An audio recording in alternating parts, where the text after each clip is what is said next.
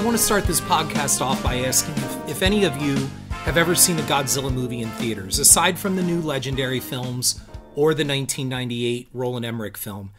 It's an experience. I got to see Godzilla 1985 in a movie theater, and I also got to see Godzilla 2000. And I'm telling this story as my point as to why I selected Godzilla King of the Monsters for a cinema podcast. So I'm sitting in this theater, and it's predominantly filled with fathers and their sons, and some daughters, but mostly fathers and sons. And I'm watching Godzilla 2000, and there's a new monster in it, Orga, and there's all kinds of stuff going on, and Godzilla is trying to defeat this outer space monster. And invariably in the film, there comes a line that usually pops up in almost every Godzilla movie in one way, shape, or form, and that is, you don't want to study Godzilla, you want to destroy him, you want to kill him. And this little kid, it was very Mystery Science Theater, like way down at the front of the theater, silhouetted.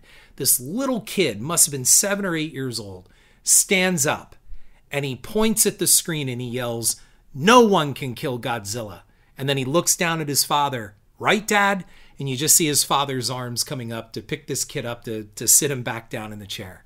That's what Godzilla is about. Godzilla brings the kid out of us. And that is why Godzilla, King of the Monsters, is not cinema. So I'm just going to let you all know right from the start, there are spoilers. The movie's been out over a month. If you haven't seen it, get out and see it. But I'm just letting you know, I'm going forward with spoilers. So just relax and either listen or shut this podcast off now, but don't bitch about it later on. So I do have a special treat for you real quick. I have a friend of mine who reads my cinema blog, and he went to see Godzilla King of the Monsters, being a big Godzilla fan, and after an afternoon of day drinking, decided to give me a call while I was on a walk, so I thought I would share that with you. So every once in a while, you're going to be hearing from this guy. I like to call him Mr. Cynic, so here he is. Yeah, Sam. This is Mr. Cynic. Yeah, he called in to talk shit about Godzilla, Sam. So, what I think more than anything else is that Americans should not be allowed to make Godzilla. I don't want to say it's terrible. Like we said, the monsters deliver. So anything with the monsters in it, I was actually totally happy to see. But anything having to do with any human in there, I guess it's about it. It's just like there's 18 million fucking people in this movie that just don't need to be there. There's so much going on. If you just kept it simple into like a much more simple story, it's a fucking monster movie. I think we've already seen Washington destroyed, and I've seen that in 18 million fucking movies already. And then now I've actually seen there's an underground lair with tunnels that takes you to a special place, maybe Atlantis, that you get to see. And then they have to nuke Godzilla with the magic sort of suppository. That was my dad's term. To basically kind of re-energize him. And how many times now have I seen like Godzilla died? And there's still, what would you say? There was about an hour left of the movie at that point, maybe about 40 minutes of the movie left at that point. Yeah, so I mean, it's a Godzilla movie. You would think that Godzilla would have to be in it at one point during the last 40 minutes. There was no fear whatsoever that Godzilla was going to come back. Like, you knew Godzilla was coming back. Well, there were little kids in the audience I saw that were afraid that he was dead. Well, those kids are dumb. They are. They don't deserve to see Godzilla movies. Warner Brothers and Legendary really hyped the marketing on Godzilla King of the Monsters. From the very first trailer, this strategy was to show this was a major departure from the Gareth Edwards 2014 film. And again, not a review, but the Gareth Edwards 2014 film was not a bad movie either. And it definitely was not cinema. Many will concur, however, that a major shortfall of the 2014 film was that there just wasn't enough Godzilla. Well, there wasn't enough Bryan Cranston, and there was probably a little too much kick-ass, but not the monster kick-ass action we kind of hoped for. What Edwards did achieve was wiping away the stain of the Roland Emmerich 1998 film and restoring Godzilla to a serious, regal character and cementing him as a kind of world protector. The new film follows up on that with a great line after one of the characters admits relief that Godzilla's on her side. "For now," another scientist replies.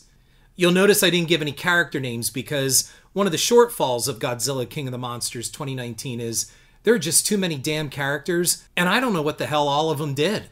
I've said on Twitter a number of times, and some people have really liked the illusion that I drew a parallel from Gareth Edwards' 2014 film to The Dark Knight, in which Godzilla is really basically Batman, even down to the score of the 2014 film, and to a lesser extent, Bear McCreary's score. He keeps up that Dark Knight kind of feel.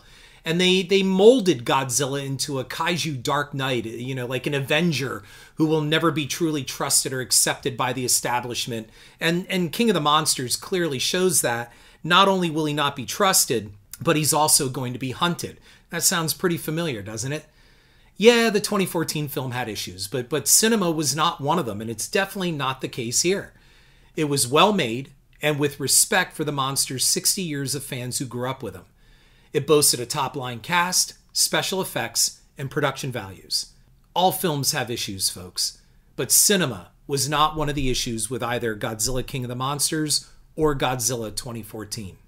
I got to give props to the whole advertising campaign, which started right around, I think they really kicked it into gear around Christmas 2018 with this beautiful and moving musical piece that just might be the most lyrical monster commercials ever made. And the marketing took the ironic trailer bent.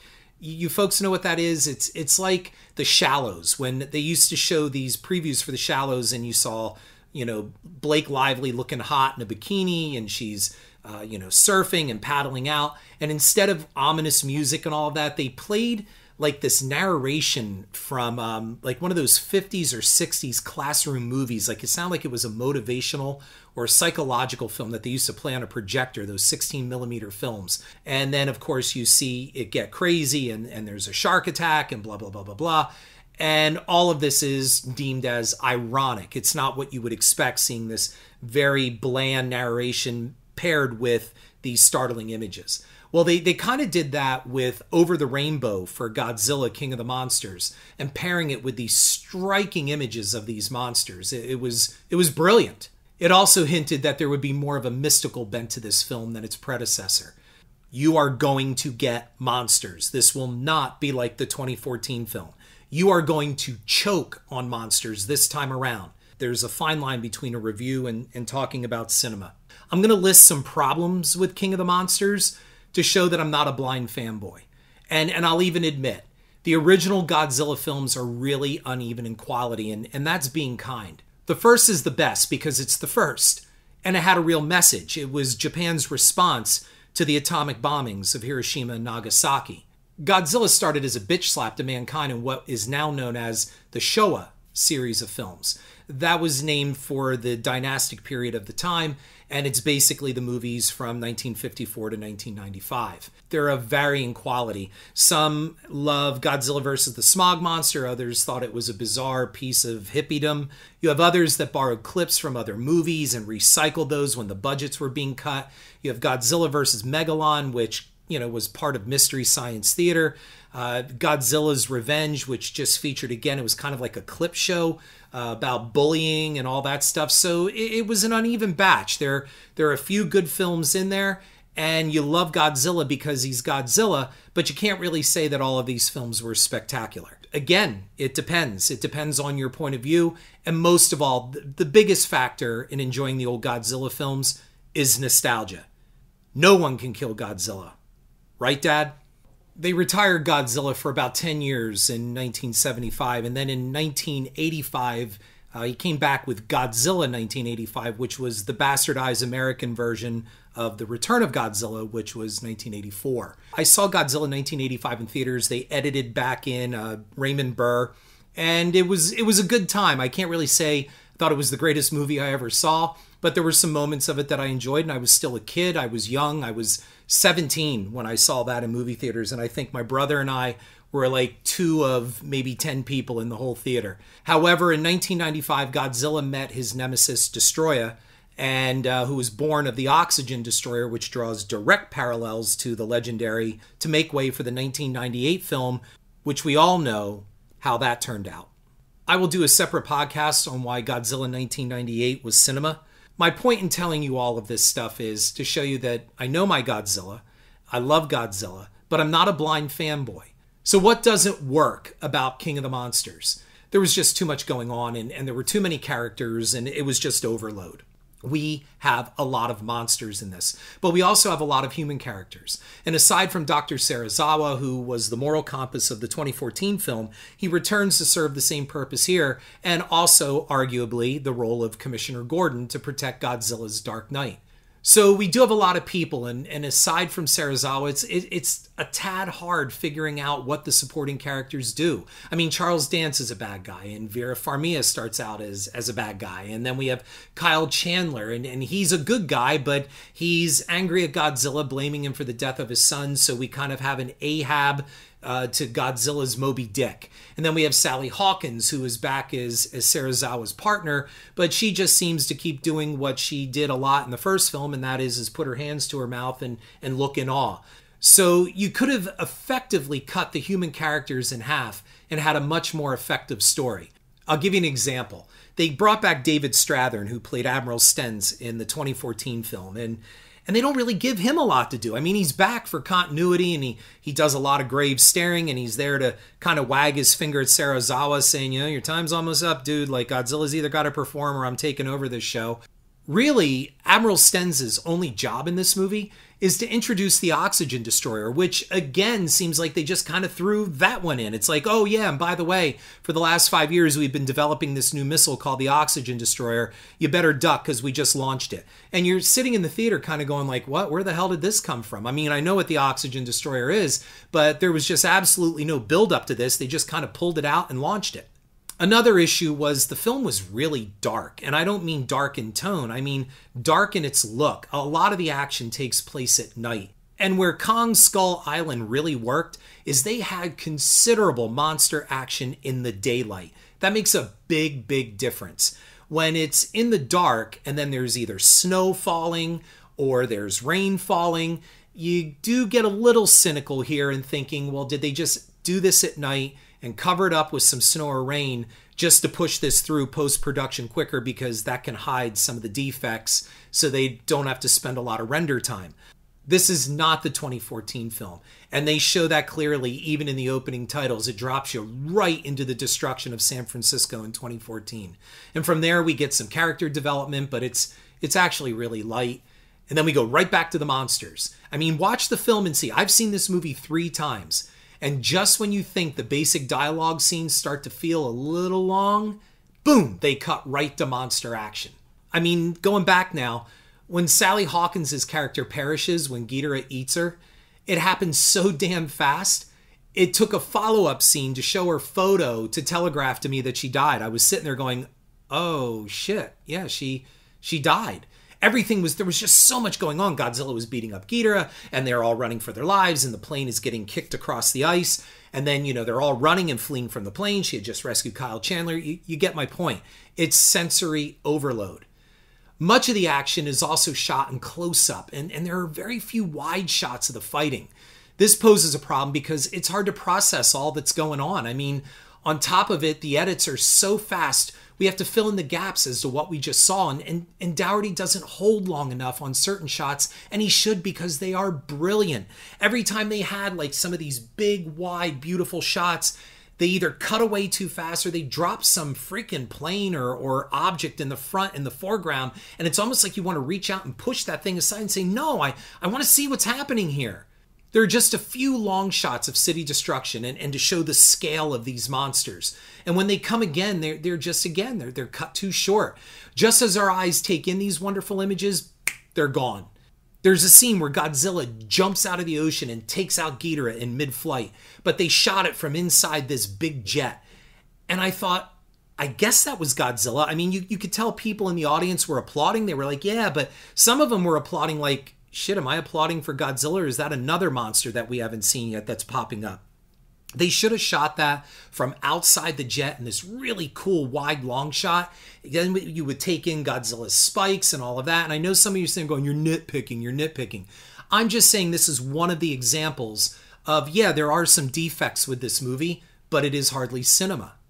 I mean, the same could be said for the destruction of Washington, D.C. Come on, folks, it's the nation's capital. It's one of the most recognized cities around the world.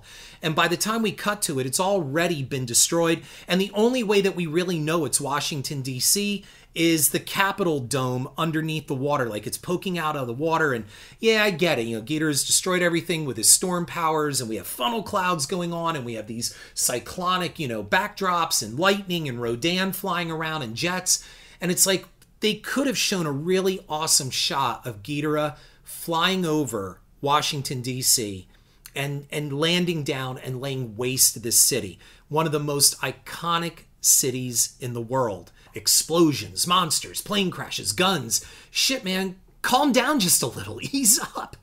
We finally get some quiet, some really good drama, in a beautiful undersea moment with Dr. Serizawa and Godzilla, and I'll talk about that below. It is, in my opinion, hands down, the top scene in the film for me for human drama and emotion. You can pack a script with monsters, but you need to frame them with a good story. I mean, we're told about 17 monsters have awakened across the globe, not including Godzilla. And that's cool, but then we add eco-terrorists and espionage and betrayal and lots of science and technology talk.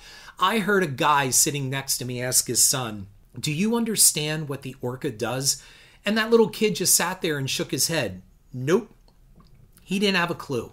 My solution is why not pit Serizawa against Charles Dance's Jonah? Why not make them like Kirk and Khan, like in Star Trek II, The Wrath of Khan, and instead of starships, they're using monsters to fight their battles? That would have streamlined a lot. True good versus evil with the Earth caught in between. Would have simplified a lot of things. I mean, there were times that I didn't know where the characters were as well. I mean, were they on the destroyer ship? Were they on that jet? Were they down in the underwater base? Were they in a bunker in Boston or around the globe? I mean, the problem is when you have so many backdrops that just feature computer screens and monitors, it's hard to discern really where are these people at? So, I mean, I saw this film 3 times, and after the 3rd time, it's like, okay, I know where they are. I know where they're here. I know where they're there. But it was not easy on the first time around, and especially in IMAX, because there is a lot visually happening on that screen. And with IMAX, the screen is so huge, there are times your eye is one way and stuff's happening on the other side. The biggest problem with Godzilla King of the Monsters is sensory overload. So the next part is, why isn't Godzilla King of the Monsters cinema? Well, it isn't cinema because of that opening statement that I gave you, that story of me sitting in the theater and that little boy saying no one can kill Godzilla, right, Dad? Godzilla appeals to the child in us. While I was sitting the 3rd time around in the movie, there was a whole row of kids behind me. This father, God bless him, brought either the Brady Bunch or a kid and all their friends. And when Godzilla's theme played, which I'm going to go into in a moment with Bear McCreary's score, this little girl just went, "That's Godzilla's mad music." And then when they shot that oxygen destroyer at him, even in the 2nd and 1st time that I watched this film, you heard the kids fretting in the theater. "Is Godzilla dead, Daddy? I hope they didn't kill him. Please don't let Godzilla be dead." That is the magic of Godzilla. And that's why Godzilla King of the Monsters is in cinema. The original score by Bear McCreary, I'm telling you, the score brought tears to my eyes. And when I found out that they brought back Akira Ifukube's original cues and scores, I mean, I applauded in the theater. And you know what? So did a lot of other people. From Godzilla's main theme, the Civil Defense March, and then Mothra's theme, the audience applauded when they heard these cues. Like I said, man, this is a man who, if he doesn't love Godzilla, he researched him and he had respect for him. However, there is so much heart and beauty in his score. It's definitive of this movie being devoid of cinema. He gave us our memories back. You sat there and smiled like you were a kid again. And you know what? When I left that theater all 3 times, I heard kids singing Godzilla's theme. Folks, that's movie magic. The effects in this movie are top of the line. Ghidorah's heads have their own personalities, and I heard one kid exclaim in the theater, "The middle head is the boss." Indeed, kid. Indeed. Godzilla is amazing in this film, giving us much more depth in his eyes and mannerisms. He is a hero, a god, and everything about his image says don't fuck with him. Rodan gets his own show and comes through in the personality department. He's now part volcanic creature and fire demon, and he was a hit, and his emergence from his volcano prison was a standout effect in the film. However, next to Godzilla, it's Mothra who steals the show. She is dangerous looking, and yet the queen of the monsters, as she's dubbed in this, is radiant and gorgeous, and I'm going to go even a little further and say she's actually quite dainty. She sacrifices her life as she always does for the greater good. She's the yin to Godzilla's yang. She saves him so Godzilla can save us all. It's Ken Watanabe's performance as Dr. Serizawa that's the glue of this film, and it was the glue of the 2014 film. Serizawa, like I said, is Jim Gordon to Godzilla's Batman. He shines in this movie, acting as a Greek chorus to the Parade of Monsters. He's Godzilla's only human ally, and as we find out by the end, he's also his friend. His last moment on Earth with Godzilla, I'm not kidding you, brought tears to my eyes. That scene between man and monster was moving, poignant, and the center to everything. Watanabe provides the best human performance in the film, and he redeems the lack of character depth and story issues. You can forgive it all. That's because his performance is honest and simple, as all good stories should be. Now, there are a lot of Easter eggs in this movie, and I'm not going to go through them all because that's not the point of this. However, the Easter eggs I do cite because of the simple fact that it was done by people who love these movies. There was nothing cynical about this. When Godzilla rises, reborn, you hear his original theme. That's great. However, when he turns to swim away and Kyle Chandler is staring at him, you hear a brief bit of music, which was taken directly from 1995's Godzilla vs. Destoroyah, and it was the scene where Godzilla had just died. And so it was a tribute to that film. A small moment, but it made me smile. Again, the people that made this movie love Godzilla. However, in the end, it all comes down to the director, Michael Dougherty. And his direction was deft because he stepped respectfully on fertile, hallowed ground. He wove tributes to the original films into a whole new narrative without spoon-feeding. So those articles that I've read, those reviews that call the legendary films mediocre, they couldn't be more wrong. There is no mediocrity here at all. These are films that came to the fore and stood up and took back Godzilla and gave us Godzilla as the Godzilla we remembered. We leave with Godzilla bigger, badder, and better understood. Dougherty gave Godzilla a wonderful character arc. He could have given us a cynical film. He could have given us a cash grab and walked away with a big fat paycheck. Instead, Dougherty upped the ante, throwing all the chips in and letting them fall where they may. You know, we live in a day and age now where this movie is closing in on $400 million and it's been considered a box office disappointment. A lot of the articles attack it for being an uninspired sequel and or remake. It's none of those things. It's not a disappointment. It gave so many fans what they looked for, and it's a hell of a lot of fun. So Adam Wingard, you're next. Your work is cut out for you with Godzilla vs. Kong. Whatever it turns out to be, just don't let it be cinema. Head on over to iTunes and give me a like and review, and if you want to read my cinema blog, you'll find it at horrorfuel.com/author/Harrison. If you like this podcast, and if you're an aspiring filmmaker making your way through the independent film minefield, I offer one-on-one coaching sessions by phone or Skype. Email me at this site or class of85llc@gmail.com for information and pricing. I offer input on your completed or in development film or screenplay, and offer insight into all aspects of pre-production, production, and post, and eventual distribution. Hope to hear from you.